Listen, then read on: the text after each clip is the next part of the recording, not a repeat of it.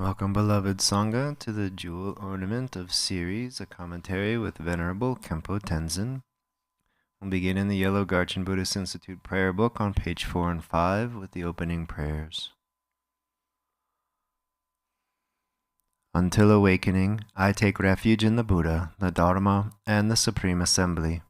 By the merit of generosity and the other perfections, may I attain Buddhahood for the benefit of all beings. Until awakening, I take refuge in the Buddha, the Dharma, and the Supreme Assembly.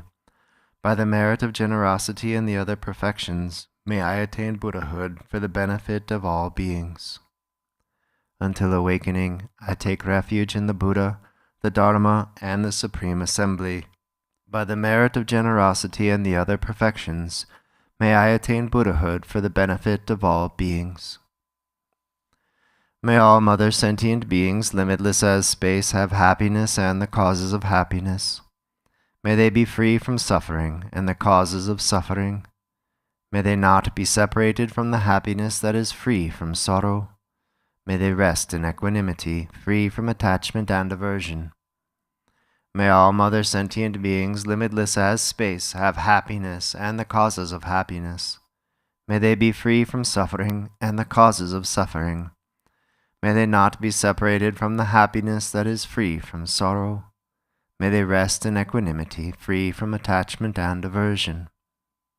May all mother sentient beings, limitless as space, have happiness and the causes of happiness. May they be free from suffering and the causes of suffering. May they not be separated from the happiness that is free from sorrow. May they rest in equanimity, free from attachment and aversion.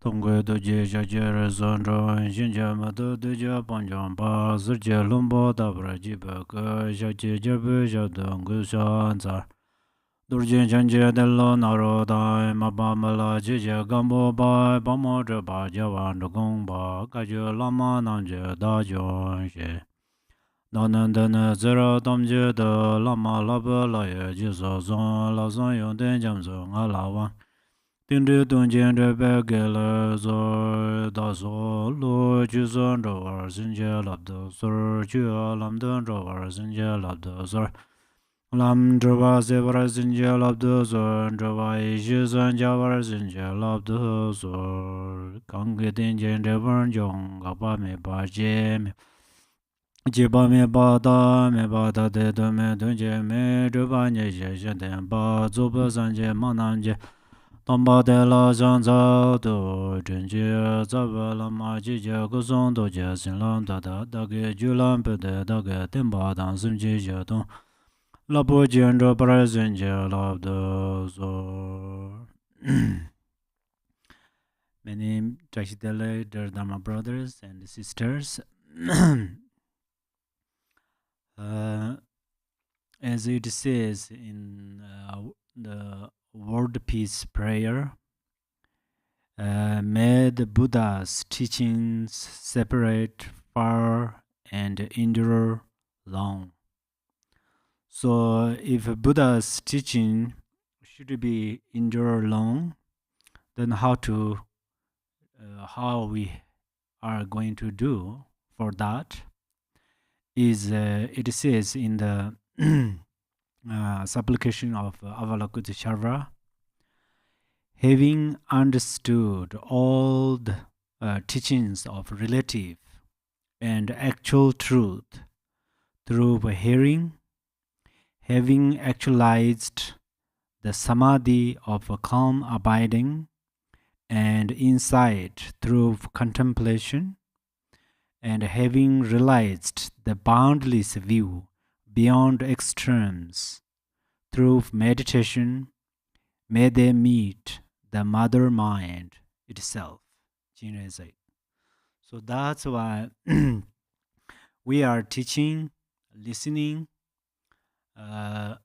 These we are going to understand why. Because Buddha's teaching,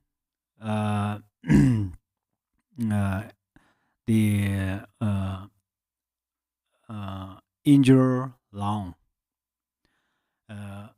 The reason Buddha's teaching should endure long, because it benefits all mother sentient beings. It's benefit all practitioners. It liberates from ocean of samsara. If in this world has a very, very precious medicine, we are going to keep this medicine. We are going to make more kind of this medicine, because this medicine benefit many patients. Likewise, it's the Buddha Dharma benefits all mother sentient beings, the countless of mother sentient beings. They have Buddha nature, and then Buddha's teaching benefit it. If mother beings don't have Buddha nature, then Buddha's teaching cannot benefit.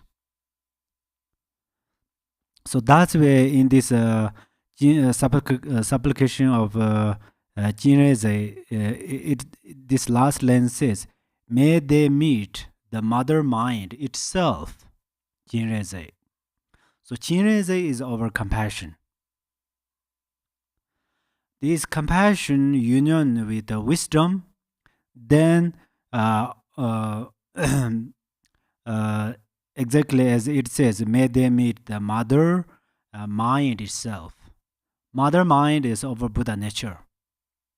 Meet or see, in this case, same. Through Buddha's teaching, hearing, reflecting, and meditating on there, and then they will meet the mother mind. Mother mind itself. So right now our minds are scattered through our eyes consciousness, ears consciousness, tongue's consciousness, and body's consciousness. How to scatter our body's consciousness? Through clouds, smooth, gentle. So we only focus there. And then like ears, sweet sound or pleasant sound or unpleasant sound. And then beautiful form or ugly form. So our scattered means like that. So mother mind means this consciousness, all of this consciousness transform into Buddha nature, like ice melt into the water. His Eminence Gajin Rinpoche often gave us this example. This example is a very unique example. In the Mahamudra also has some examples. Among them, this example is best example.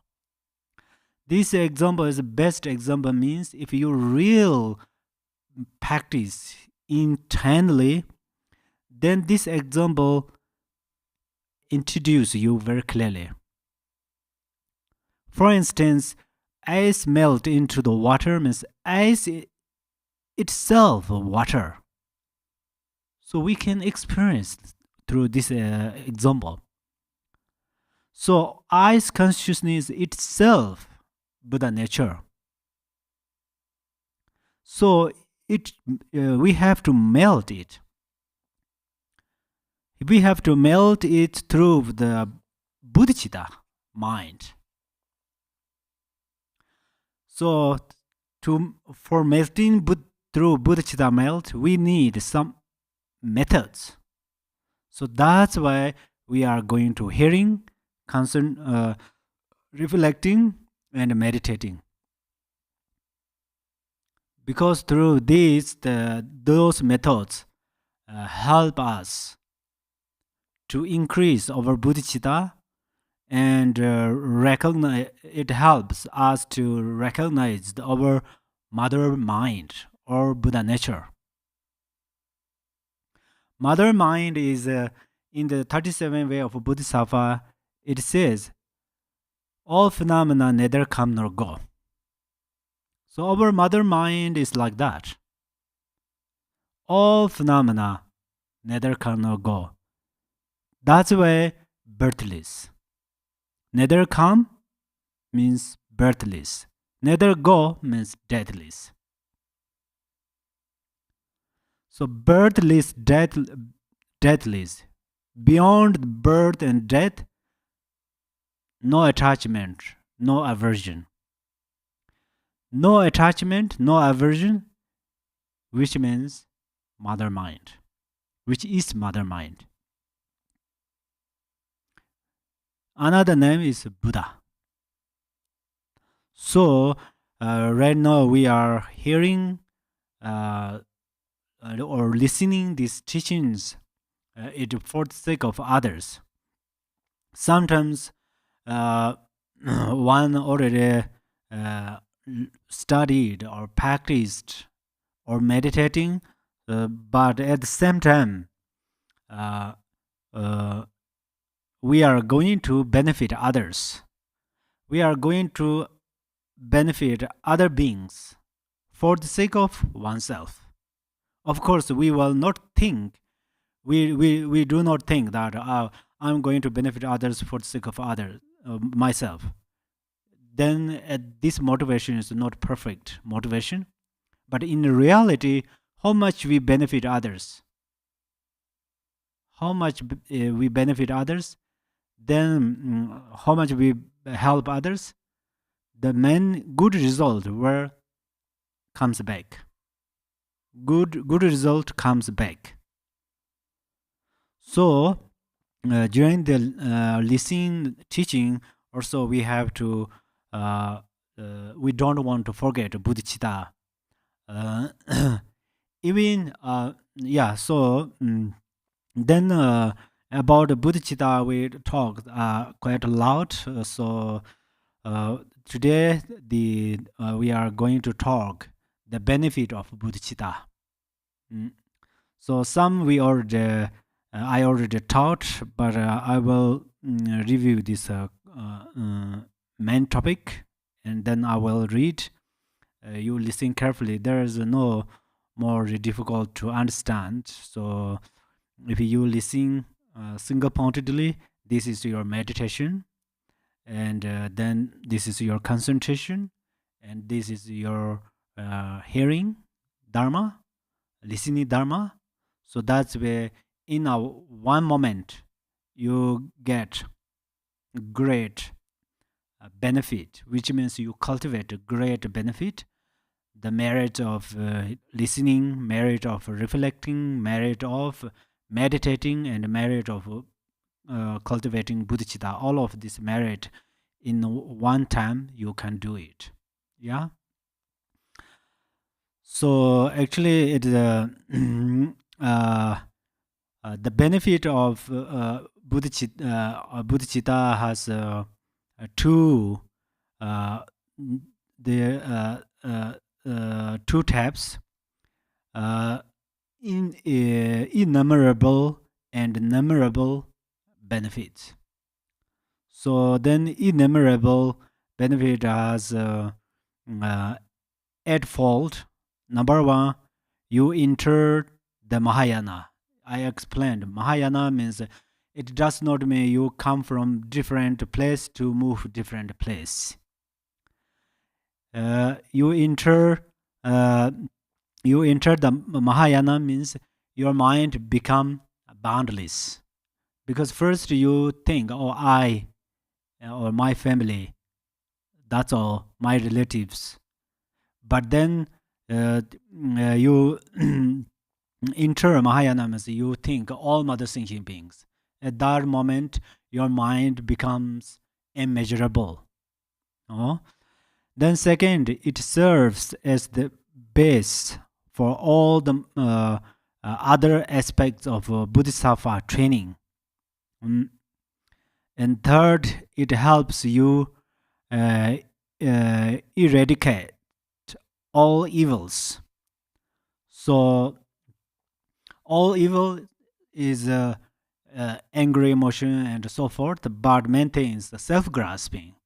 When you generate bodhicitta, at that time, self-grasping has no room to stay. So, if you don't have self-grasping, you don't have problems. You don't have sufferings. You don't have suffering. Fourth, it helps you plant to root of unsurpassable enlightenment. Yeah. Fifth, it helps you gain unsurpassable merit.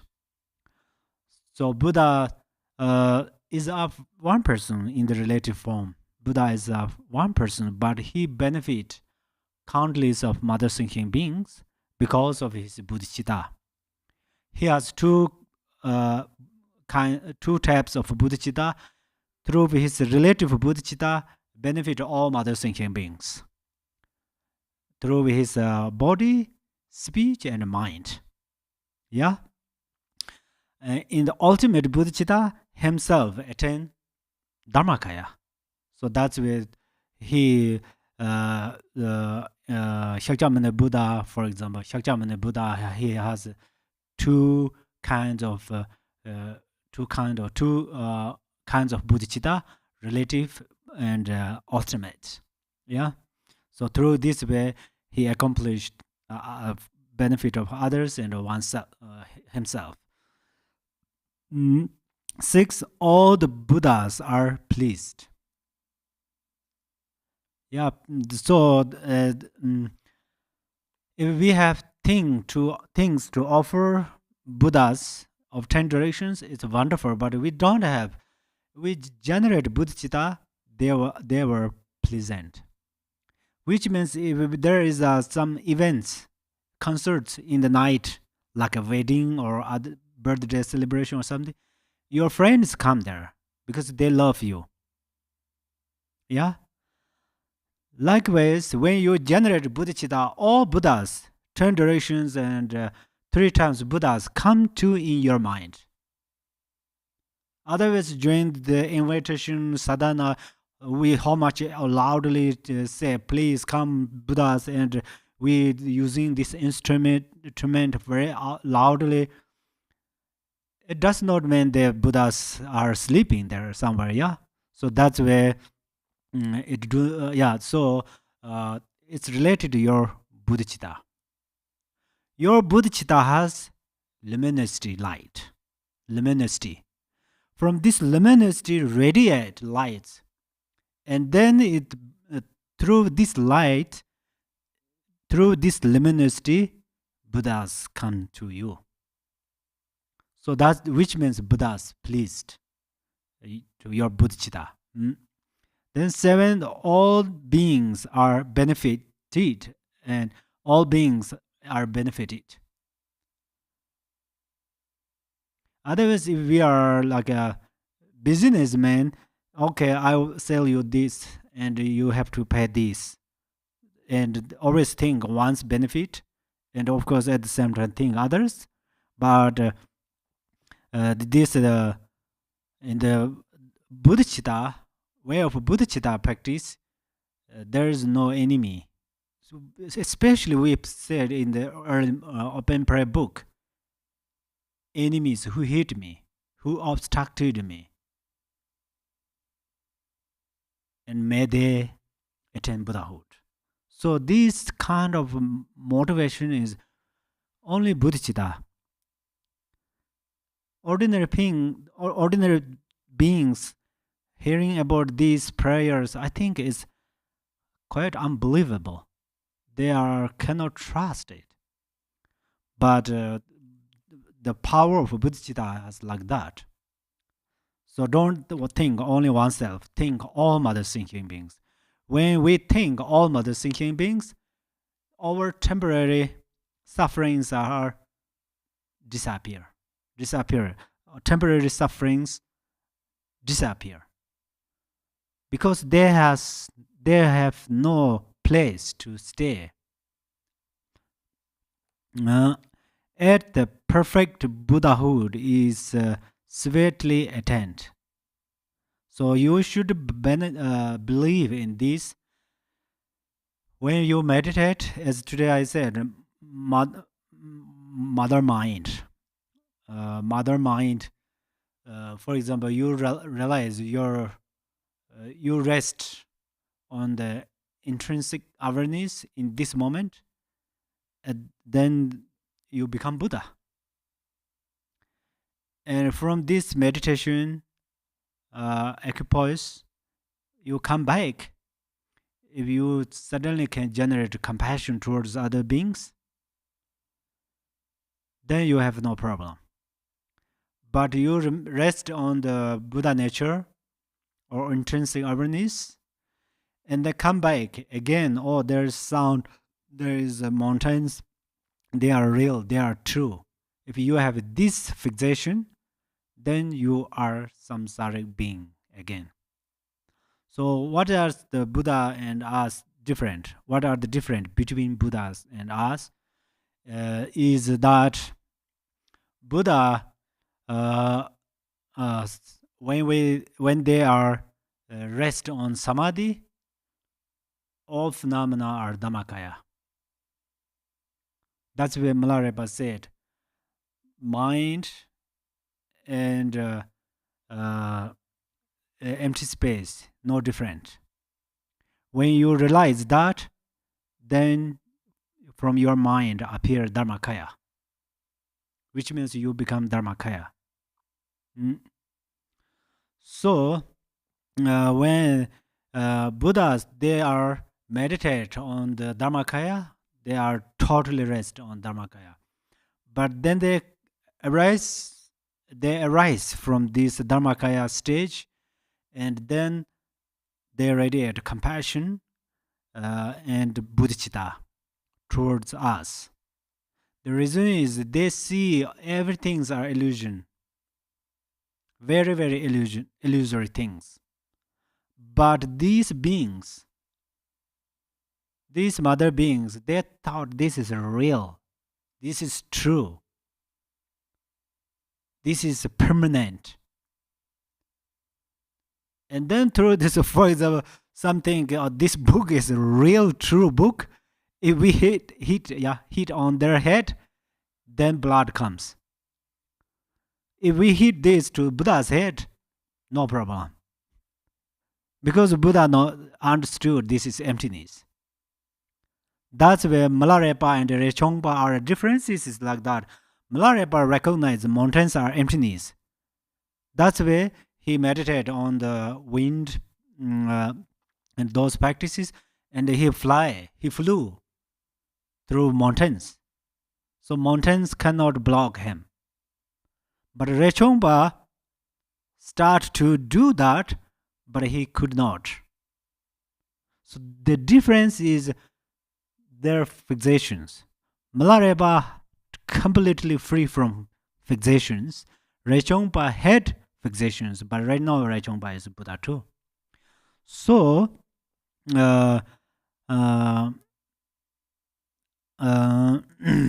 yeah, then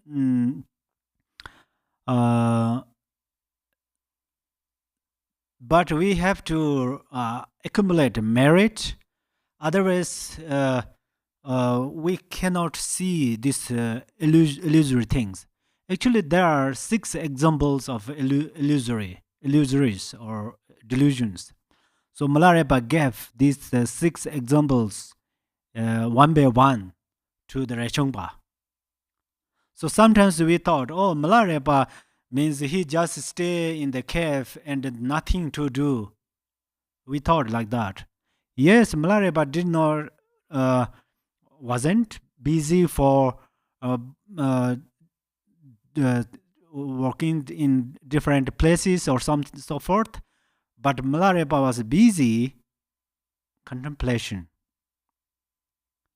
reflecting.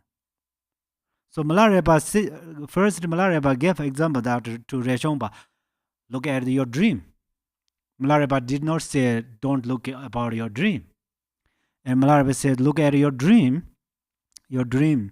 This morning, last night you got some dream, but this morning you have this dream is impermanence or impermanent.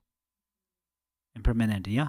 So Milarepa, he also busy to looking towards impermanence. After he recognized the essence of impermanent, then he taught to the Rechungpa, for example. So generally we are practicing four thoughts. So it's the right time to utilize them. We should be ready. So that's why we are going to training on the four thoughts. And then Milarepa told to the Rechungpa, look at your body. First, Milarepa look outside. Second, Milarepa look inside. Look at your body. Your body is like aggregates of earth. I don't know you understand or not this meaning. My new sentence. So aggregates means earth, yeah, the dirt, the small piece of dirt gathering together. Our body is like that. So that's where we don't want to too much attach our body.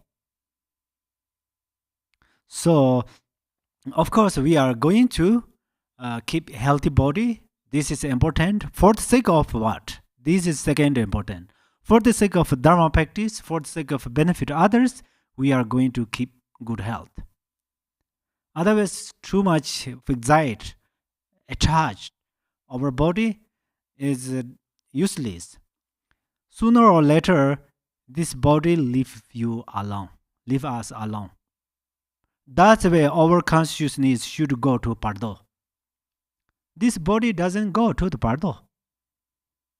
If this body come to the Pardo, come to the hill realm, come to the Pure Land, then of course we should take care of this body. But this body has the mother. This body established 5 elements. Actually, we say 4 elements.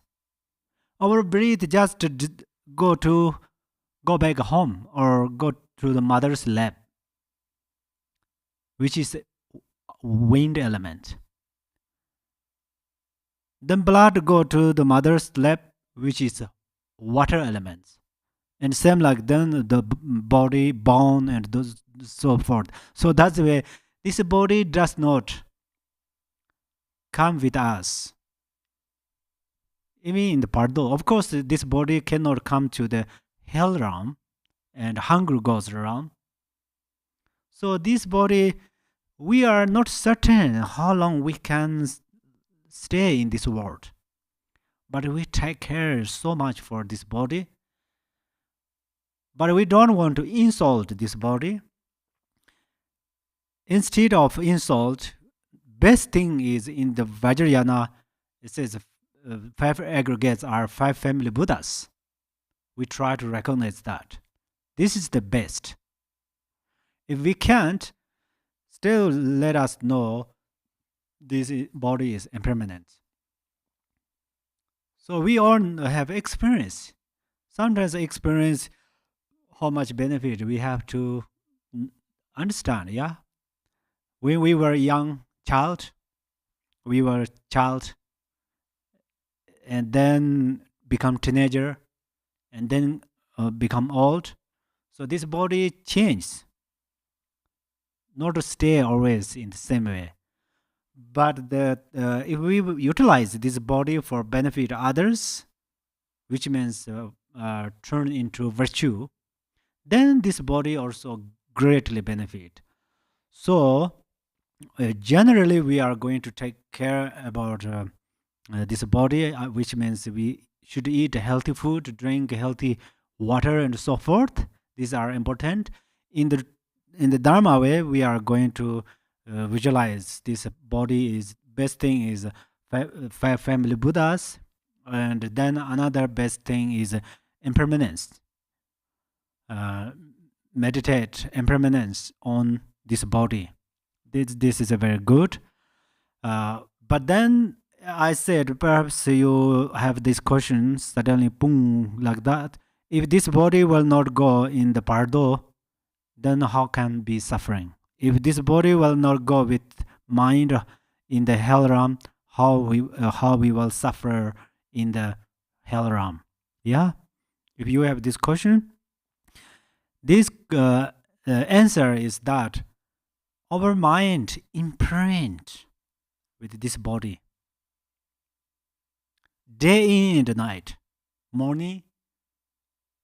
I always we have, how to say, self-centered or self-cherishing. So this is like a snow flakes falling a snow on the very cold mountain. It will become frozen there. So that's where another time we call subtle body, which is actually the subtle channel, subtle kundali, subtle winds. These three gathering together, and then they goes to the lower realms. In the reality, they are imprinting. In this life, we are too much fixated on this body. That's where in next life or so, in the lower realms or so, our mind experience same thing. So best example is if last night I was asleep, and if I go to dream like I went top of mountain, its weather is very cold. I was getting cold there. So last night I was into the blanket in my bedroom, but my consciousness traveled to different places. But different places means different channels. So it reached some chakras. I felt that this is a different places, and then I experienced cold and so forth. So in the reality, this is imprint on the daytime, or whether it's cold or whether it's warm, something like that. So if we realize the mother of mind, then instantaneously we attain Buddhahood. So right now we are going to practice through this way. So all of these realizations we will able to gain through practice the bodhichitta. Okay. Then I think until fourth last time we read. So today I start from fourth. Okay.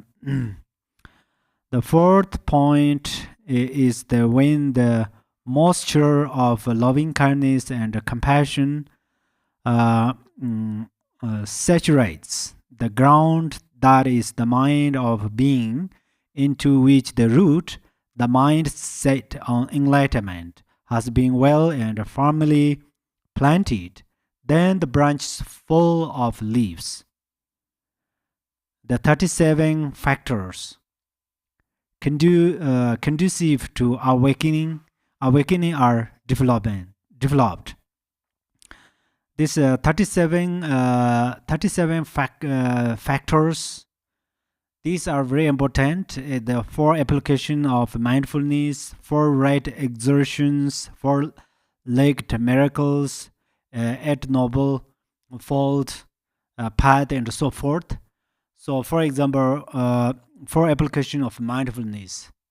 Actually, very beginner practitioners meditate on there, but we should know Buddha, he accomplished 32 major and 80 minority marks in the Suttarayana, and in the Vajrayana he has many these Sambhogakaya ornaments. All of these are occurred from 4 application of mindfulness and 4 right exertions and so forth. That's why we don't think they are very simple practice.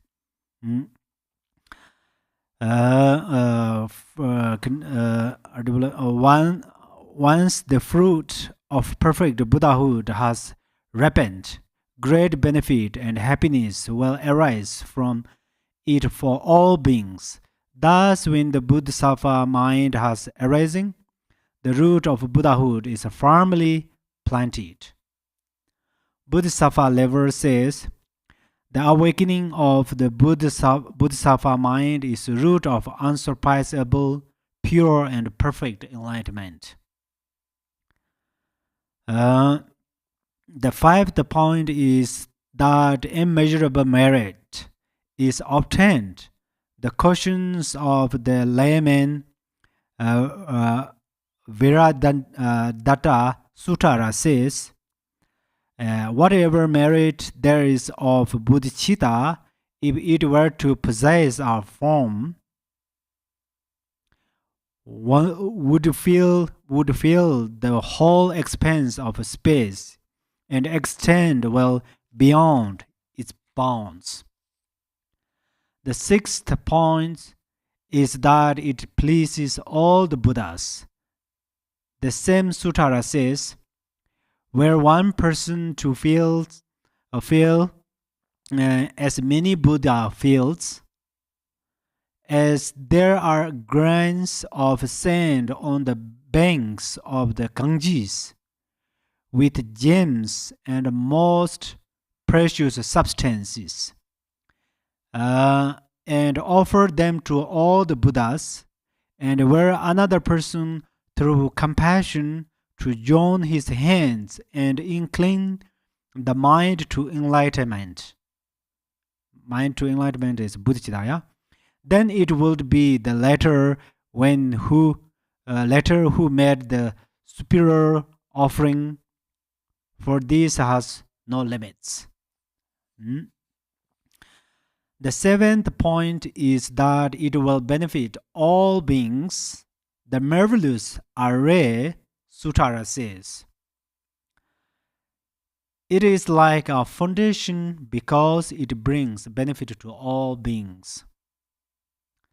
The last of the 8 points is that one will quickly become a genuinely perfect Buddha.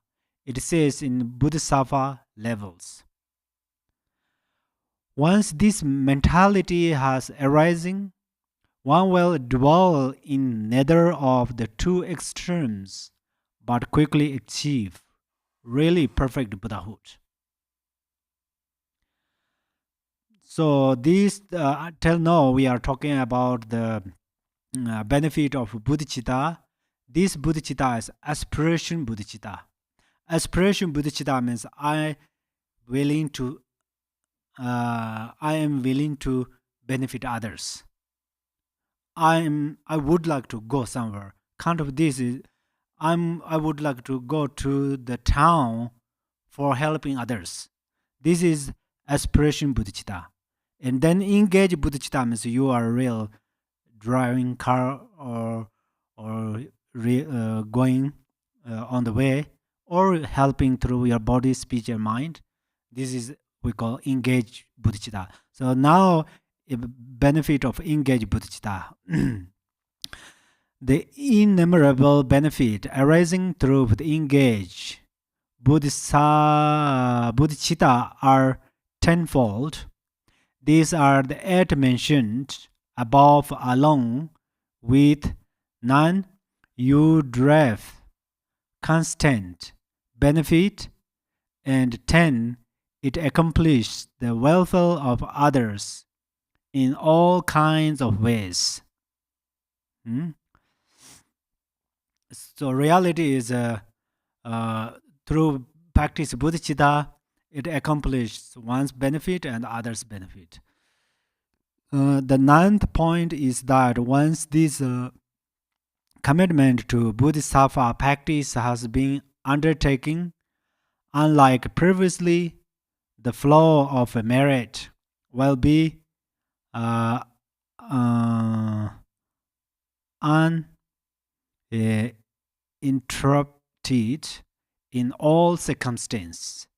Even when asleep, unconscious, not being especially conscientious,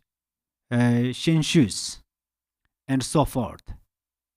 Okay, so actually this means before you go to sleep, if you meditate on bodhicitta and you sleep, all Buddhas pleased to you, happy to you. So all Buddhas in your mind, they are resting in samadhi together. So that's why in your whole dream or in your sleeping, uh, uh, asleep, all of these are turned into virtue. If we have a saffron and pull in the water, this water become clean, pure. Becomes this water becomes pure and clean. Likewise, bodhicitta mind arises in the mind, then all the rest of this how to say consciousness or all of these things are also become virtue. So otherwise, as sleep and unconscious, these are generally not virtues. Virtue means actually cause of happiness. So if you have bodhicitta, and then all of these consciousness are become also cause of happiness. Guide to the Bodhisattva way of life says, from the moment this mind is adopted, whether the person is asleep or remains idle, a multitude of merits equal to the expanse of space will occur with their force uninterrupted. Yeah. Then next, the 10th benefit is that it will dispel the suffering of beings, bring them happiness, and sever their afflictions. Guide to the Bodhisattva way of lives. To those who are deprived of happiness and who experience many sufferings, it brings the satisfaction of many forms of happiness. It eradicates sufferings, and moreover, it dispels ignorance. Is there any virtue that can match this?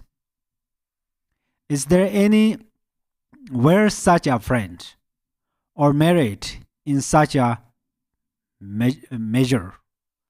So this verse is very important.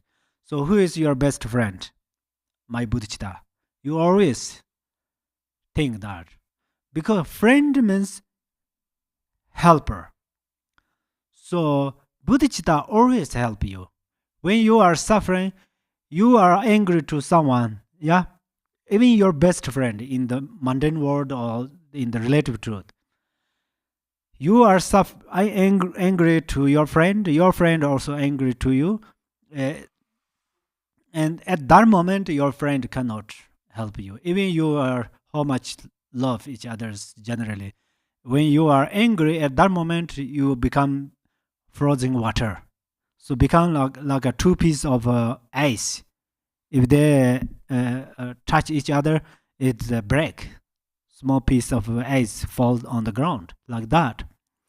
But bodhicitta always benefit to you when you are sleeping or become unconsciousness, or in the bardo, in the lower realms, even in the hell realms, bodhicitta and compassion benefit. So Buddha's one life, he was in the hell realm. At that time, he generate compassion in just for a short moment. Yeah, so that's why then he for these virtues he reborn in the higher realm. So there are many stories like that. And then we say merit. So if you practice bodhicitta, then bodhicitta and merits are inseparable. The innumerable benefit consists of all the qualities that emerge between its initial adoption and the attainment of final enlightenment. They are remain beyond calculation. Yeah. So bodhicitta benefit you until you become enlightened. And after you become enlightened, still bodhicitta benefit you, because this Buddha, Shakyamuni Buddha, attained Dharmakaya. And then the power of his compassion and bodhicitta, he radiates Sambhogakaya. And from still he has this compassion bodhicitta. So power of this two loving kindness, then he radiated countless of nirmanakayas. So that's where in Lord Jigti Sungkung said in the Buddha's single intention, all phenomena activities of Buddhas. All phenomena are activities of Buddhas. Even trees move. This is also benefit of activities of Buddha. Yeah, maybe monkeys are happy on this branch of tree when they, how to say, moving. And also sometimes the weather is very hot. The trees has a shade. This is a Buddha's activities. Sometimes the weather is very hot. We get little breezy, cool breeze. This is a Buddha's activities. So that's where all activities are related Buddha's activities. But the Buddha's activities are related to bodhicitta. Ninth topic, the consequence of abandoning bodhicitta. This is important to understand. The ninth point describes the harmful consequence of abandoning bodhicitta. This is a damaging thing, because those who abandon it will, 1, be reborn in states of suffering, which means the lower realms. Impure, probably impure, empire or impure, yeah. Impair their capacity to help others, and 3, delay considerably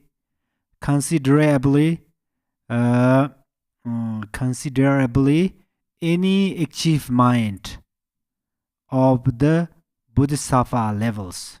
So that's true. Usually I often mentioned to you that Sharavikas and practical Buddhas, we don't want to look down.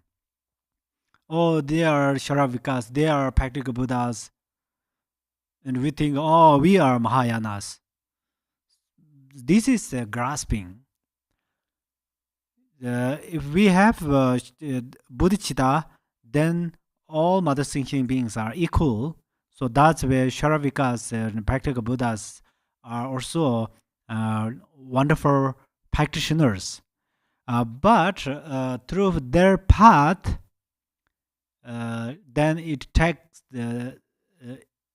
if one joining their paths, or one practice through their paths, which means it takes time to attain Buddhahood,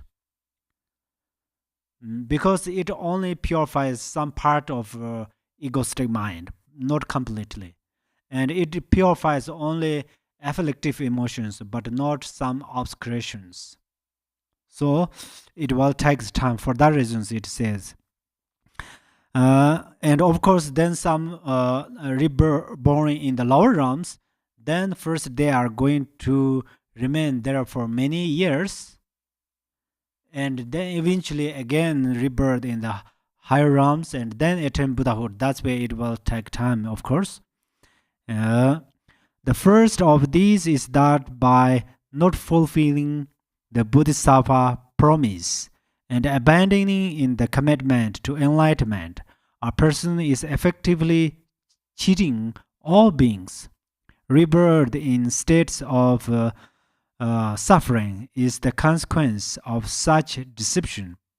Guide to the Bodhisattva way of life says of this: should it happen that, having made the pledge, I do not do the work that needs to be accomplished. What sort of a being will I become after having thus deceived all those beings? The second point is that the capacity to help others is impaired. If such a thing should happen, the welfare of all beings is diminished. So if we are going to benefit others, without bodhicitta, there is no way to benefit others. Because we have no aspiration.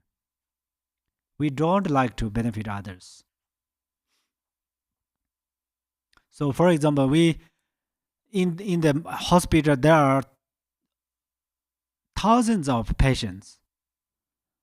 But we would like to see some patients. We would like to talk some patients, yeah?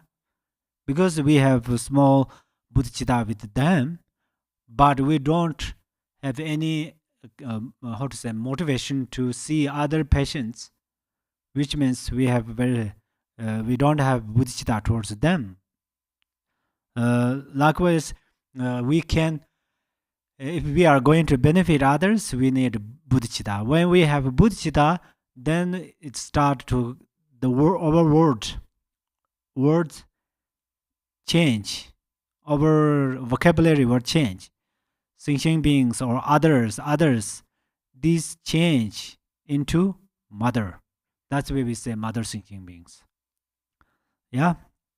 Mother means because we love our mothers. That's why we frequently says mother and mother, something like that. Those who alternate between strong lepsis and strong bodhicitta will remain in the round of samsara and experience serious delay in attaining the bodhisattva levels. So bodhicitta,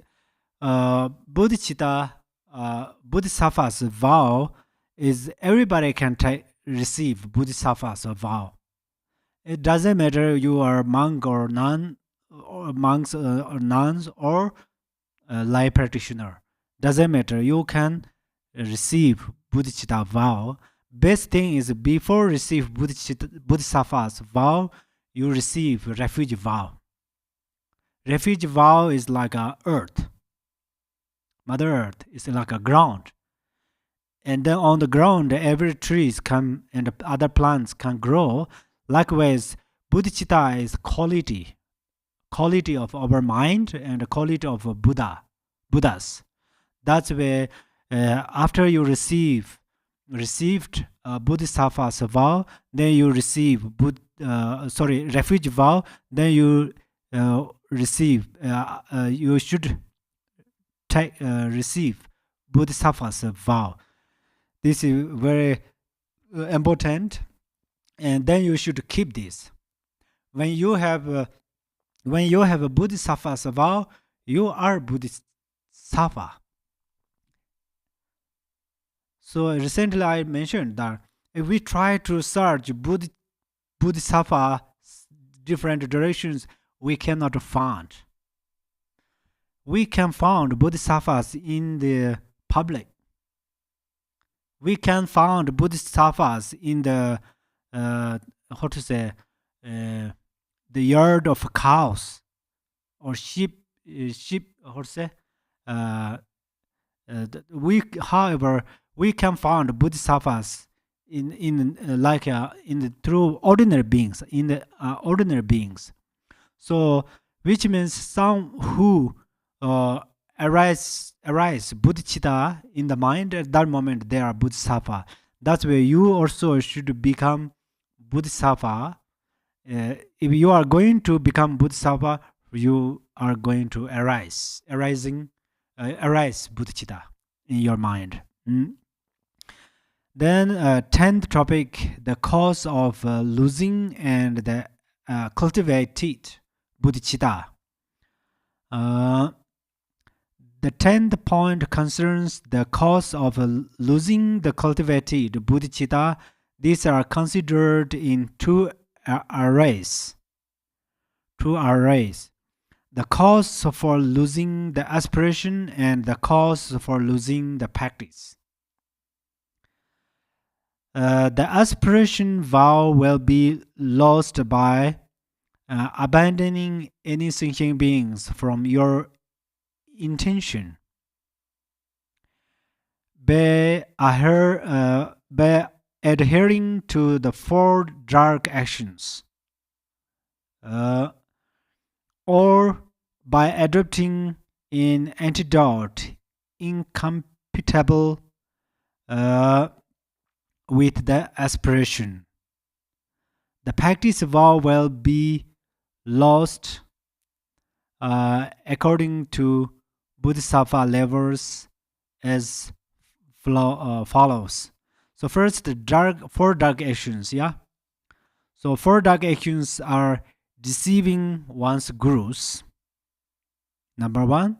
Number two, causing regret of positive actions.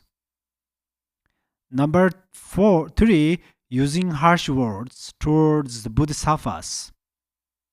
Number four, deceiving mother beings. So deceiving mother beings means if you will not generate bodhicitta towards mother beings, this is kind of deceiving mother beings. Especially after you received bodhisattva vow. When you receive bodhisattva's vow, what should you repeat next to your guru? Since from today I will listen, I will do what you instructed to me. So that's why what your guru gave you instruction is that you are going to benefit other beings. We call bodhichitta, which means you are going to benefit others through your body, speech, and mind. That's all. So that's why if you don't, then this deceiving mother beings means like that. And using harsh words towards bodhisattvas, that's why I said in ordinary beings, usually we say ordinary beings, yeah? We say Buddhas, there are many statues and tankas. We have less chance to criticize them. Very few. This number is very few. Most of the time, we are very easy to criticize between our sanghas and this ordinary towards ordinary beings. Yeah. So that's where we are going to think. I'm not sure where is bodhicitta. If there are 3 people, at least there are one bodhisattva. We are going to trust like that. So if we, through Mahayana way of practice, we trust on like this, among 3 people, at least one person is bodhisattva. If we trust that, and then join the Vajrayana, we say pure perception, pure perception. Dhammaraja says, all phenomena are rakas and rakinis. If you are understand that, that means you are Vajrayana practitioner, a perfect Vajrayana practitioner. So that's why we are not easy to see, oh, this is Raka and this is Dakini or something like that. But we generate bodhicitta. I'm not sure. Probably he is bodhisattva. Probably she is bodhisattva. This is feeling, my mentality is actually doubt. Doubt is not good, but doubt has 2 kinds of doubts. One is positive, another is negative. So that person is probably bodhisattva. This doubt is good doubt. This person is may not bodhisattva. This is not good doubt. So that's where we are going to keep good doubt. Yeah, good dog. I say we are going to keep good dog. You say, oh yes. I say we are going to keep good doubt. Then I don't know how much we have interesting, but some have probably for sure. Sorry. So that's where we are. And then here says, using harsh word towards bodhisattvas. So we're not sure who is bodhisattva. that's where we are going to reduce our harsh words. Actually, harsh words is not a real weapon, but it cuts others' mind. If we bring sharp knife, it can cut others' heart, but it cannot cut others' mind. If we cut the harsh word is very very um, how to say sharp knife. So that's where our practitioners try to be mindful and try to be reduce this. And then yeah, these four are the four darkness actions. If we have one of them, then we start to reduce or reduce our bodhichitta, bodhisattva vow, bodhisattva's vow. We all have a bodhisattva vow. I think all means this Mahayana practitioners. So we should be careful. Bodhisattvas, they take care their bodhisattva's vow like more than their eyes. If eyes, there are small dot comes, it's very sensitive. That's where we take care of eyes, wearing glass, but more than we take care of our eyes. So that's why we should, if we cannot take care of a bodhisattva's vow more than our eyes, but we are going to take care same like our eyes. Yeah. Then the bodhicitta has two. Yeah, the aspiration bodhicitta and engaged bodhicitta. So next, we're talking about engaged bodhicitta. How to say the cause for losing the engaged bodhicitta. If you have committed the four great offense analogous to the grounds of defeat with great involvement, this is described as the loss of the vow. It is further stated that committing them with a medium or a lesser involvement will damage it. Actually, Bodhisattva's vow, we cannot lose completely. That's where there are special qualities. Which means sometimes we kind of reduce our Bodhisattva vow, or we damage our Bodhisattva's vow. That's where we can take again, we can receive again. If you have a guru or dharma master, you receive from them.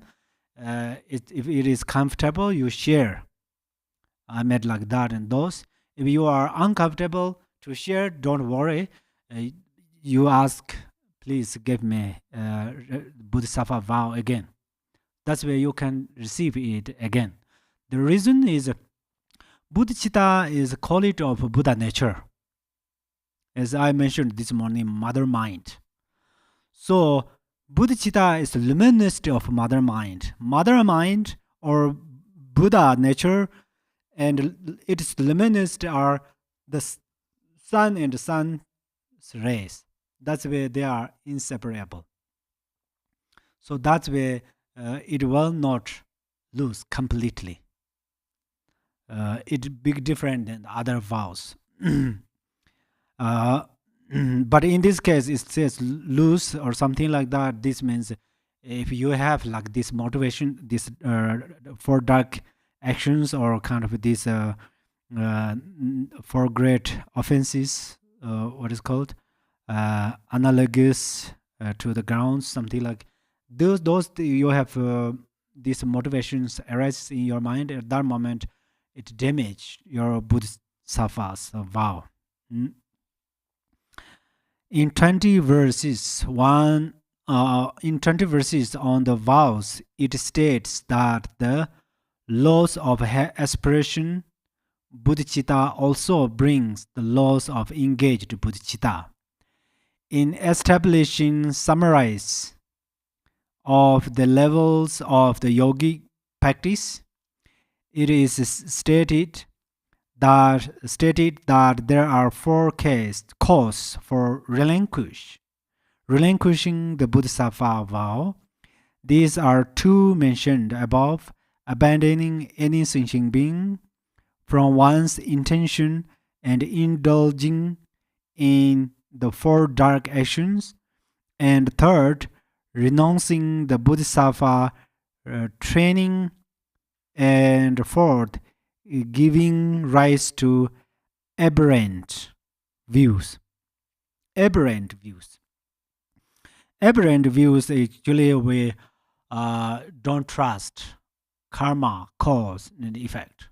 Usually karma is Sanskrit language, so karma there's one understand, but karma, cause and effect, it has more understand. Karma means action, so that mentioned as that currently cause and effect. For example, right now I act good action, it result benefit others and myself. But cause and effect, it provide whole lives. I mean, it mentioned next life, from here and next life, and past lives, previous lives. So that's why if we don't trust, some trust karma, but probably not cause and effect. So that's why they say, for example, whatever all benefits are related in this life. We do good things for this life. We can't believe next life. I don't know Pardo, I don't know Loverams, I don't know Pure Land. So that means they don't believe cause and effect. But they believe, they say, oh, right now we do good things, is related right now. That means they believe karma, this action, present moment's action. So that's where some don't believe karma and karma cause and effect, or some believe only karma. This is also who believes in karma is amazing, but we are going to improve more and more. Then we can avoid to arise aberrant views. Master Shantideva too said that engendering in an incompatible mental attitude will break the vow. Actually, this so the perhaps some words you have the question about this. In the reality, if I am a thief, I'm a thief, so I have a strong motivation that I'm going to steal this thing. Or I have a less strong motivation, kind of a middle way. I'm going to, it's in English, I must steal this, or I need to steal these things, or I want to steal this thing. There are two different words. It tells very clearly. So we have, I need to steal this thing. First I motivate like that, and then if I will steal that thing, I have serious non-virtue. If I want to steal this thing, at the same time I act, this non-virtue is little less strong. But both are non-virtues. Likewise, the cause of losing the bodhichitta, when you have very strong negative motivation, like strongly deceive mother thinking beings or strongly deceiving one's guru, then they damage your bodhisattva's vow. But you have a kind of a middle level of motivation, it less damage, but it will it will damage, but less. So this is important motivation. And also you repeat one non-virtue again and again frequently, then this non-virtue is very serious if you will not confess. So there are non-virtues has different layers. You do the one non-virtues very strongly, this is a very serious non-virtue. And one non-virtue is not very serious, but you repeat frequently, it will become serious non-virtue. Non-virtue means cause. This cause occur result. Result is suffering. One will have will experience strong suffering. So that's where we frequently we are going to confess, purify. Then, which another way is that these non-virtues cannot make imprint. Like a summer weather is warm, so frequently rain, but this rain come to the ground at the same time melt. Melt means it's like a water drop on the hot stone. It's immediately become dry. Likewise, so we frequently we confess through the 35 confessional Buddhas or 100 syllable mantra, the Vajrasattva's mantra. Actually, Vajrasattva's mantra is extremely beneficial. Vajrasattva is the form of all Buddhas. So, if you recite longer or short mantra, it's very important. It has great benefit. So we frequently confess is very important. Otherwise, we are in the samsara. We are in samsara. That's where we are going to eat. We are going to talk. We are going to stay. So that's where sometimes it's very possible we lose our bodhichitta vow or bodhisattva vow, but we can purify this non-virtue through confession. Okay, so non-virtue has not good quality, but it has a single quality, which is we can confess. Why? Because it is temporary. 11th topic, how it lost to restore the bodhisattva vow. Okay. As for how if lost to restore the vow, if it is the aspiration vow that has been broken, it can be restored by taking it again in the laws of the practice vow by virtue of having lost the aspiration vow. Then rectifying the aspiration bodhicitta brings about automatic restoration of the practice bodhicitta vow. If the practice vow or engaged bodhisattva's vow, yeah, practice vow has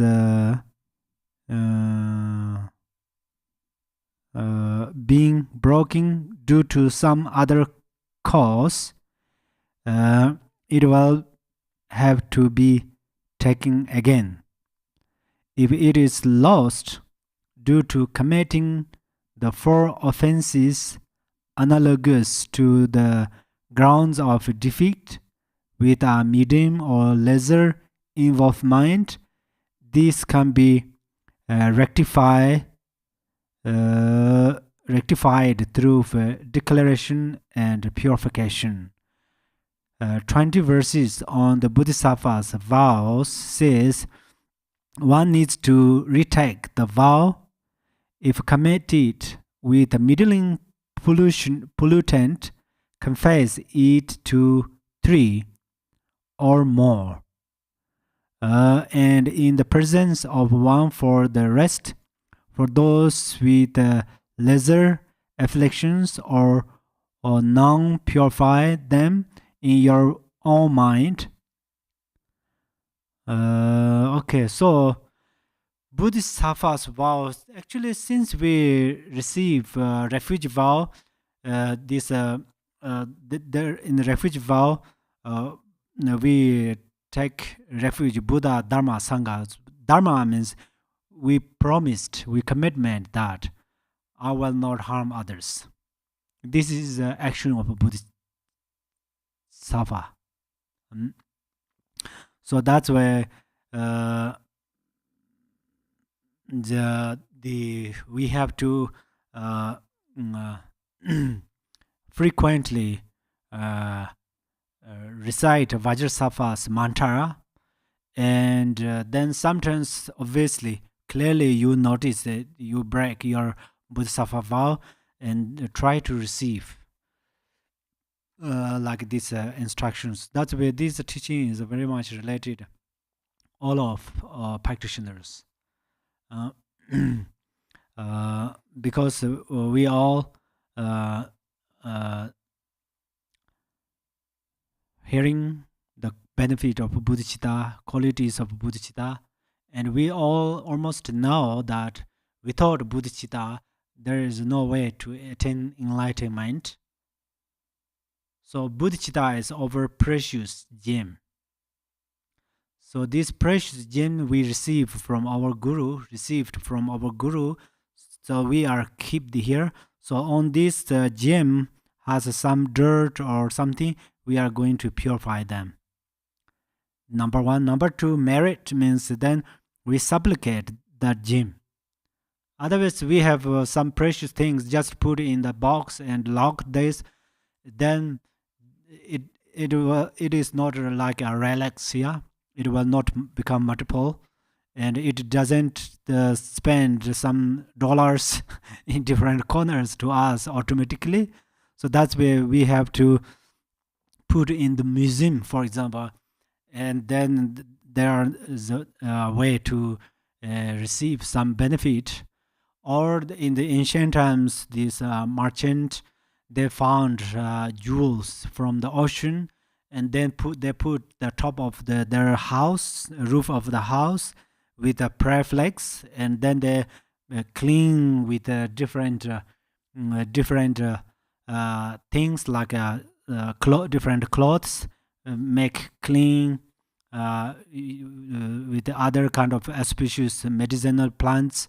The medicinal plants substances bring together, and then they make a very special nectar, like a nectar, and then they wash this jewel, washed by this nectar, and then they supplicate, and then actually this all cities receive from there. Perhaps it's like a diamond or kind of a crystal, or how to say.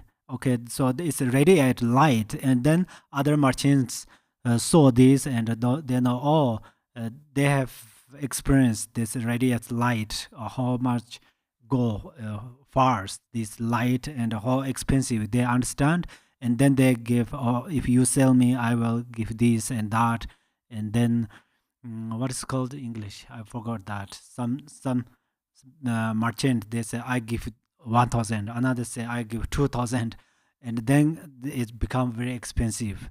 So this owner become very rich, which means then this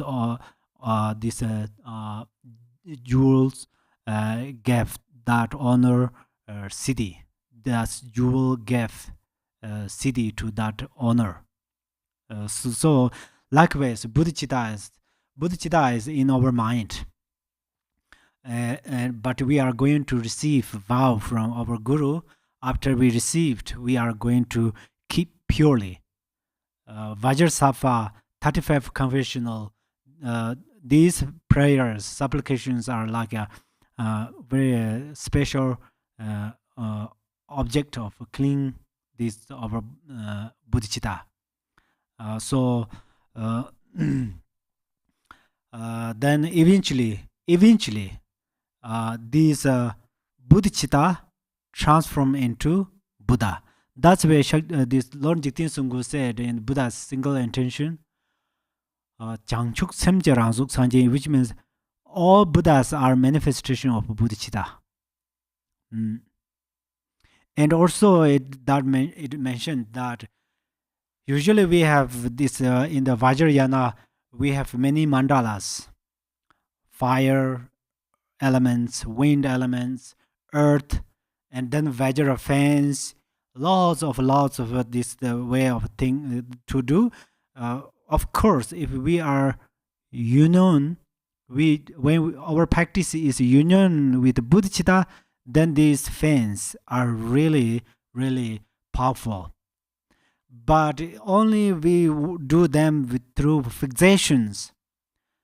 It helps protect us in some way. Some way it's very difficult, like a fire gods, water gods. They are free from fire, free from water, so they are ready to harm to us. They enter freely. That's why if we build mandala of bodhicitta in the mind, then even Buddhas and Bodhisattvas, they come to us like a our mind is become like a what is called a magnet, yeah. And then all other materials suddenly come there, yeah. Likewise, these harmful spirits, beings, they melt into the luminosity of bodhicitta. So in this life, if we need a long life, a happy life, a healthy life, bodhicitta is extremely important. And if we are going to benefit others, like a sunlight, when sunlight radiates, then we have eyes. That's where we can see, we can find a path and our house and so forth. Likewise, we can benefit other beings through bodhicitta. And however, through bodhicitta, accomplish two siddhis. Our city is to attain Buddhahood. So if we are going to Buddha, then we need bodhicitta. Actually, yeah, I just emphasize and mentioned, especially this subject is related about this. Otherwise, you know that. But first know, and then you are going to more improve this realization. You think, oh, I know bodhicitta is so important, and that's nothing to do, and then it doesn't work. So frequently remember the qualities of bodhicitta, benefiting or beneficials of bodhicitta, and then cultivate in your mind. Okay, then 10 precepts for generating aspiring bodhicitta. Gampopa, he wrote this text. This text, actually, it has 5 more chapters, few more chapters, but it mentioned a lot about Bodhisattva and Bodhicitta. It does not mean Gampopa is just make like a tempest, or he was boring. That's why he just wrote whatever he thought. Not like that, okay? Bodhicitta is how much important. Gampopa, I mentioned, Gampopa is who first receive the Samadhi Raja, or actually we say the Sutara of the Samadhi, king of Samadhi. Buddha told, who can keep this in the future? The only this previous life of Gampopa, he stood up and he said, I will. There were many bodhisattvas and arahatis. No one could promise that.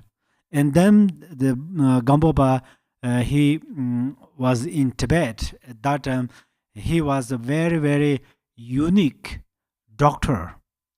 So that's why if he has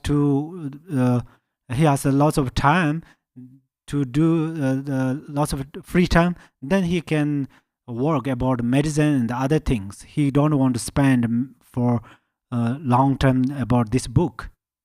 But he know how much the important the bodhichitta. That's where he wrote this text. That's where, but his rating is not only come from here. Okay, come from here. It did not come from only his brain.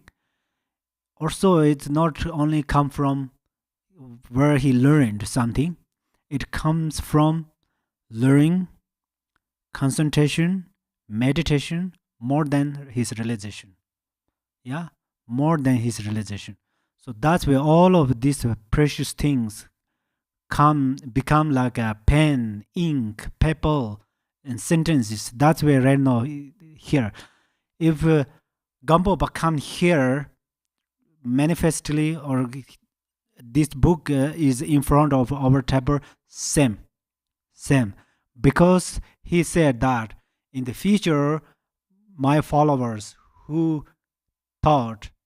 think that you could not see me, and if you are upside or something, don't worry, I'm this book. So that's where he wrote this. We should give value about these teachings and books. I don't mean you are going to give me value. I explain that honestly. In among 100%, I can explain around 5%. 5%. That's all. I learned for through very undertaking hardship. This learned, but because of my diligence, my wisdom, and so forth, it's so difficult to explain 100% clearly. But your listeners, some are more scholar than me, some are more practitioner, more, how to say, some are great practitioner, but still you are listening this teaching. So which means you are going to benefit others. That's where you are listening. I understand.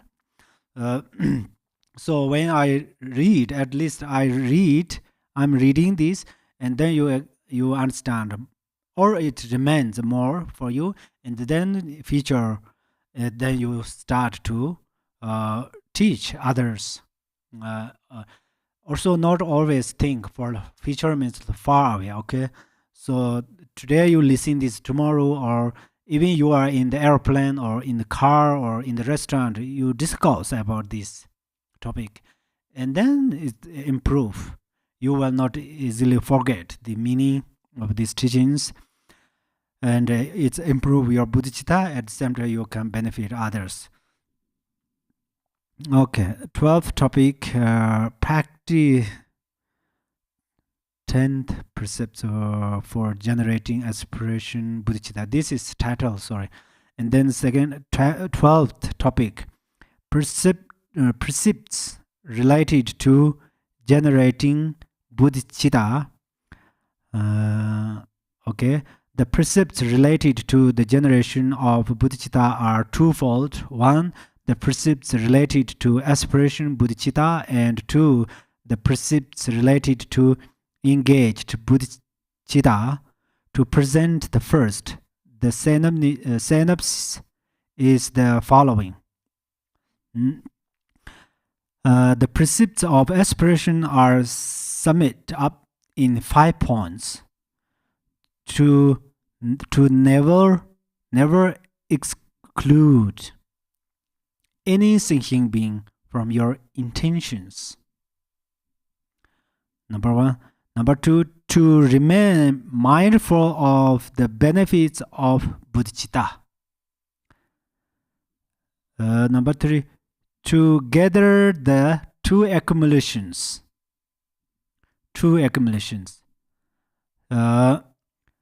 Number 4, to repeatedly train in bodhicitta. Number 5, to nurture the 4 bright moods of action while abandoning the 4 dark ones.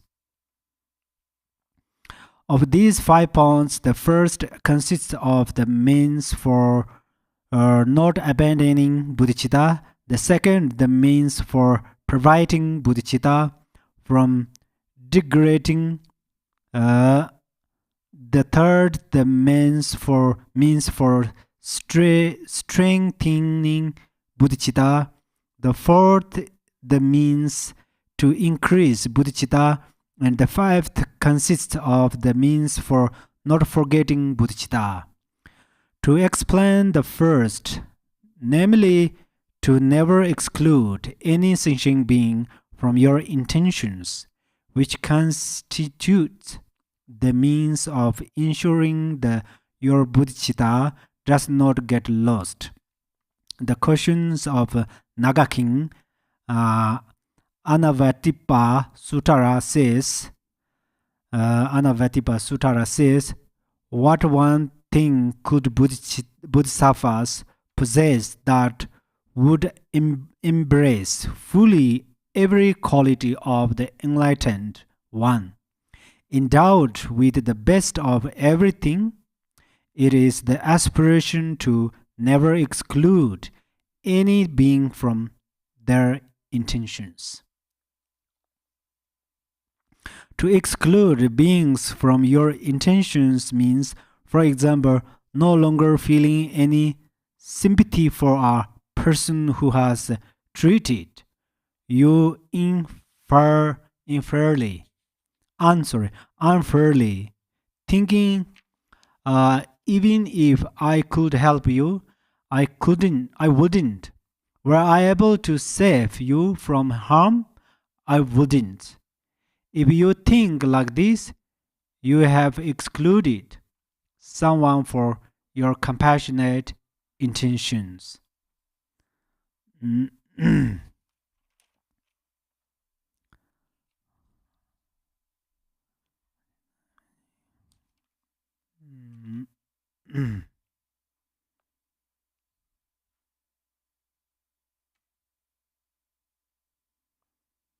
Yeah. Does exclude beings from your intentions means all beings or even just one being, except for Sharavikas and practical Buddhas. No one excludes all beings from the mind. Not even birds of prey or wolves do this.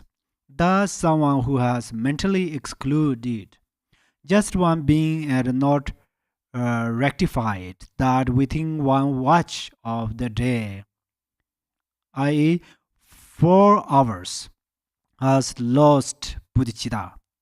This means that those who exclude beings from their intentions while engaging in bodhisattva conduct, yet still think of themselves as bodhisattvas, are completely mistaken.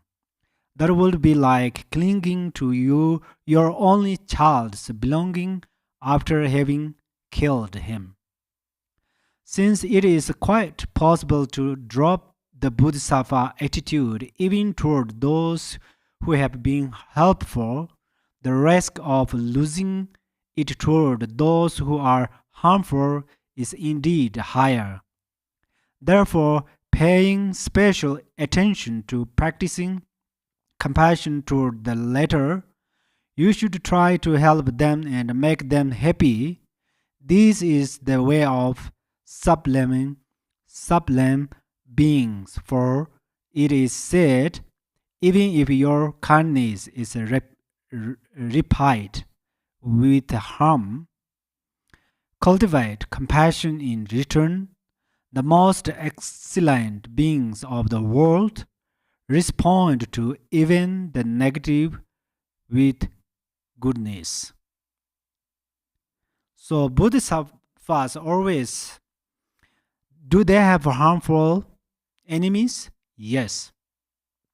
Because some are deluded, misunderstand. That's why they try to harm bodhisattvas, but they react. Their reaction is compassion and loving kindness and bodhicitta. And then they practice 6 perfections through single enemy. If there are one person using harsh word, practice patience. Keep patience is discipline. Practice patience is, of course, patience. And then instead of using harsh word, from mind generate compassion. That is generosity. And maintain on bodhichitta is concentration. And understand that the enemy is mother. Since beginningless time, we are reborn in this world, rebirth in this world. That's where they are mother. Even they are not physically mother, but because of that person, I can generate bodhicitta and compassion. That's why I'm so grateful, because you helped me to attain Buddhahood. They thought like that. That is the perfection of wisdom. And then they keep going kind of this practice, not only with one person, not only one time, continually. They practice this is diligence, yeah, or effort, a perfection of efforts. So that's why bodhisattvas are like that. So we are followers of bodhisattvas, and we are going to mimic. We are going to repeat what they do. To explain, at least, if suddenly we cannot act exactly bodhisattva's action, but we need aspiration, we need happy like that, we are going to rejoice their actions. Rejoice means you like that, yeah? So then, when you practice rejoice, number one, you receive blessings. Number two, your merits increase. Number three, then sooner or later you will become bodhisattva. So, to explain the second point, to train in remaining mindful of the benefits of bodhicitta, which constitutes the means of guarding against its degradation.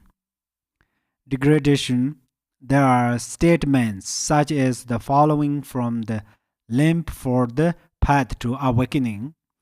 Whatever benefits there be in developing the aspiration for enlightenment have been explained by Maitreya through the marvelous array sutara and in similar text. Your listeners, actually, these many sutara, they are quoted from many Buddha's sutaras. If you open the Kanjur, the over 100 volumes, it's not easy, even hard to find these things.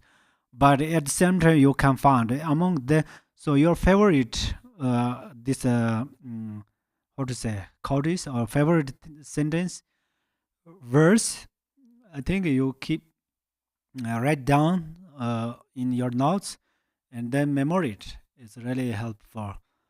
In the Sutara, the benefits of bodhicitta are presented through 230 similes, and it states that all of these benefits can be subsumed into four main categories.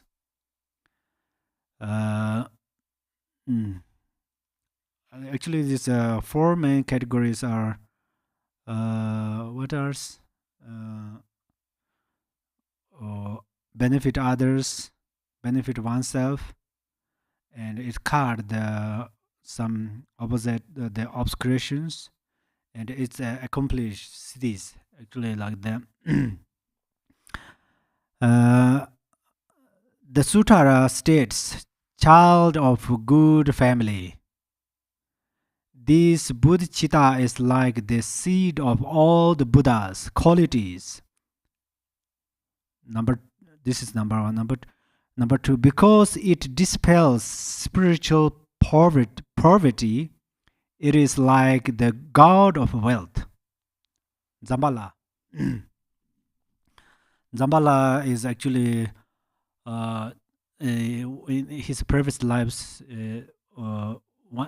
Buddha's his previous lives. One time he took rebirth, Zambala's form, and he practiced generosity greatly, and he achieved first Bume. So now we practice Zambala is really important. We have wealth, we can benefit others. Now great people, wealthy people also greatly benefit. We see the established schools, established hospitals, and help where has problems like natural disasters and other problems. They benefit them, yeah. These and other similes concerning the benefits for oneself. Then it says, probably this. Okay.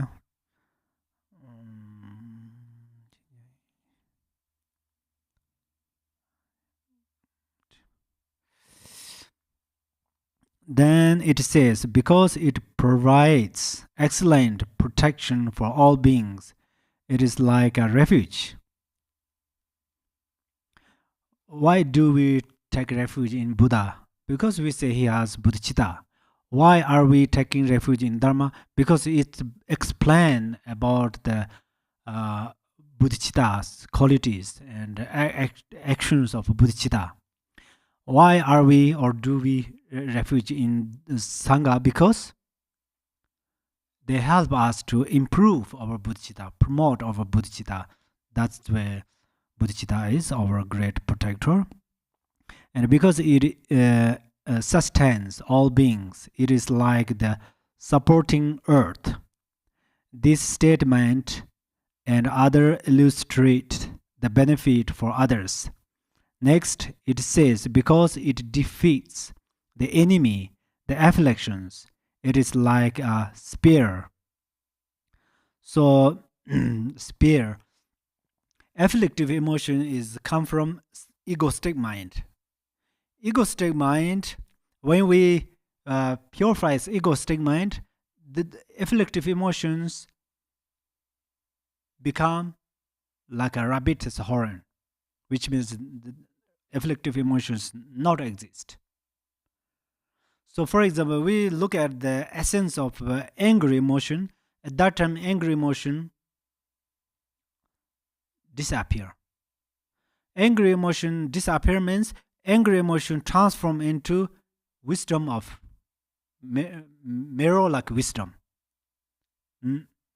So through bodhicitta, when we have a power of bodhicitta, we can do it. If we don't have bodhicitta and power of bodhicitta, then angry emotion is winner, become winner. Which means when angry emotion arises in the mind, then we follow, we respect angry emotion, and then we start whatever angry emotion mentioned us, we should do it. It says use harsh word, and we start to use harsh word. Use harmful weapons or something, then everything we started, yeah. So if we have bodhicitta, then this angry emotion just disappear in itself. I mean, angry emotion melt into wisdom, mirror like wisdom. The same thing, other emotions. Because it feels the mighty tree of suffering, it is like in X. In the Kanjis of Mahamudra, it says, if you are going to cut branch, leaves, trees one by one, still if that is a poisonous tree, if you will not cut the root of this, it will grow next year.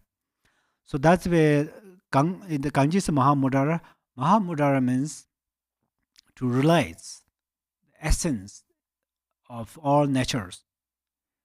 That's where in the Mahamudra frequently it's the innate mind. So when we realize innate mind, then it cuts all the root of samsara. So that's where the bodhicitta is like X. Mahamudara is a very higher name, but without bodhicitta, then this Mahayana realization is sleeping, dullness. If we have bodhicitta, before again the Mahayana realization, we generate bodhicitta. During the practice, Mahamudara, and then practice at that time, we arise ultimate bodhicitta. And after practice, we dedicate through the bodhicitta, then this Mahamudara is innate mind, intrinsic awareness, luminosity. So whatever we called these different names through Mahamudara and Dzogpa. However, this bodhicitta is like in X to cut the poisonous trees. These statements and others illustrate the benefit it brings in cutting away wrong views.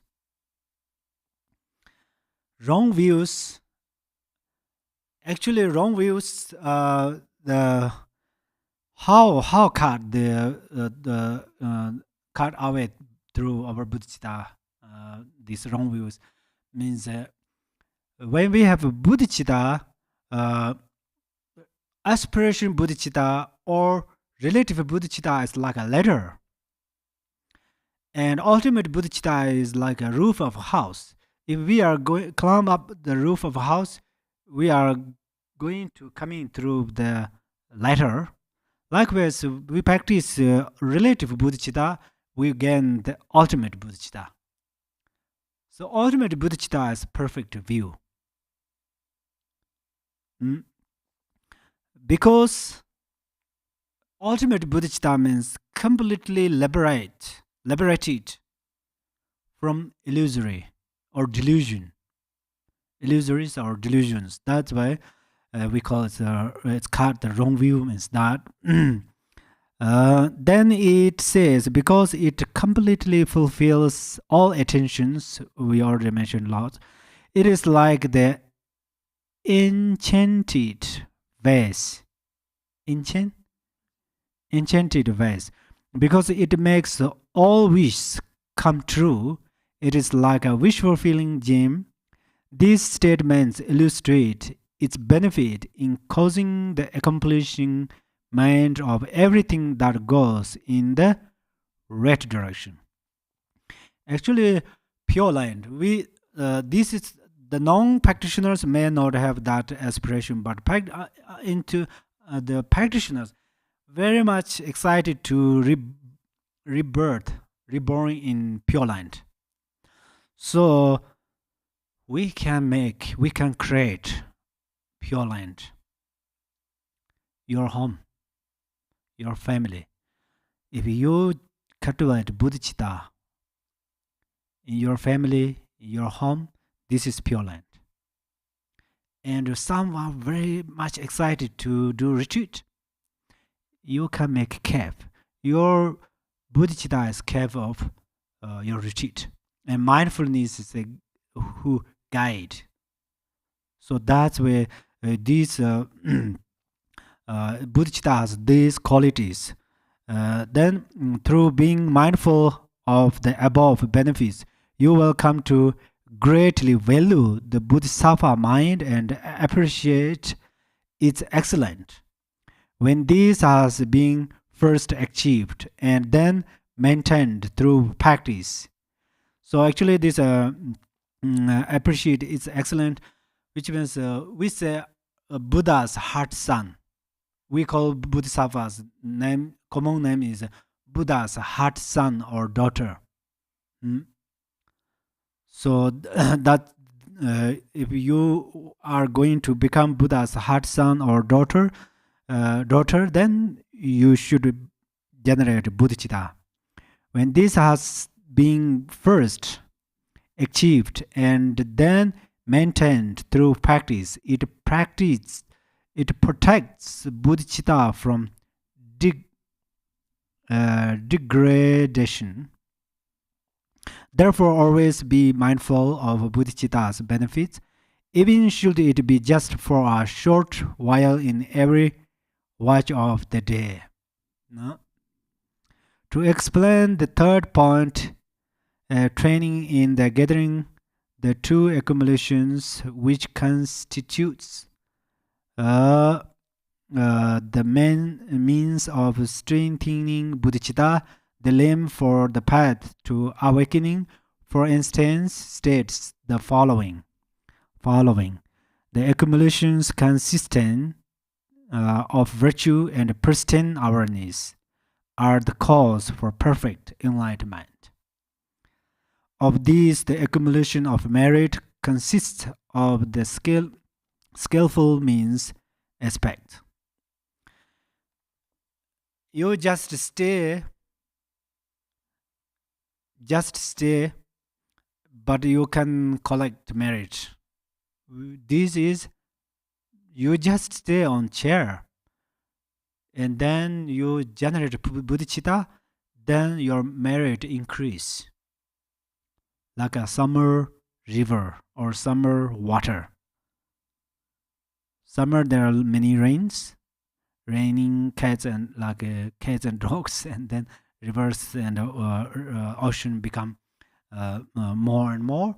And likewise, sometimes you just sit on the chair or just lie down in your bed and wearing very soft blankets and generate bodhicitta. But then your merit will increase like a waxing moon. So bodhicitta has those benefits. Comparing the 10 activities pertaining to dharma practice and the 4 means of gathering beings and so on, the accumulation of pristine awareness consists of the profound wisdom aspect, such as the awareness of the total purity of the 3 spheres. Thus it is brought, gathering the 2 accumulations, that the force of bodhicitta arises within your mental continuum. Therefore, always gathering the 2 accumulations, since even a simple recitation of brief mantra once during each watch of the day can lead to a completion of the 2 accumulations. Even if it is only for the brief moment, you should gather the accumulations. A discussion of accumulation says of this.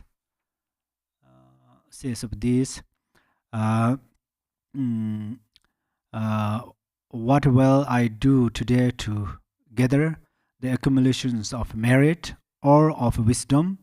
What will I do today to help sentient beings? So a bodhisattva consistently contemplates. Yeah.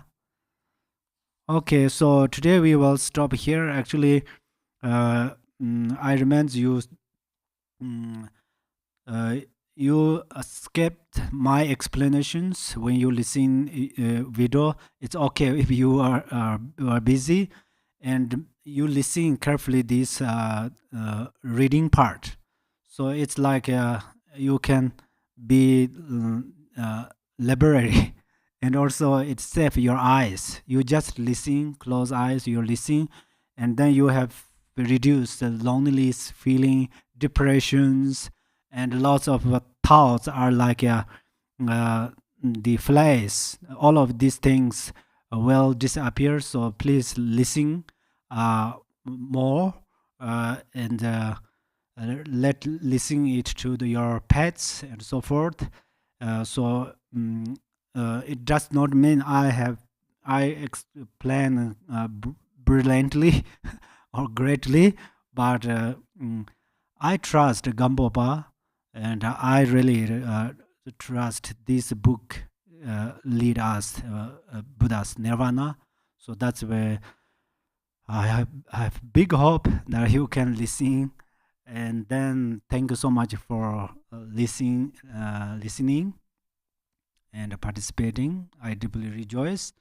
And now we will dedicate. Okay, please generate bodhichitta.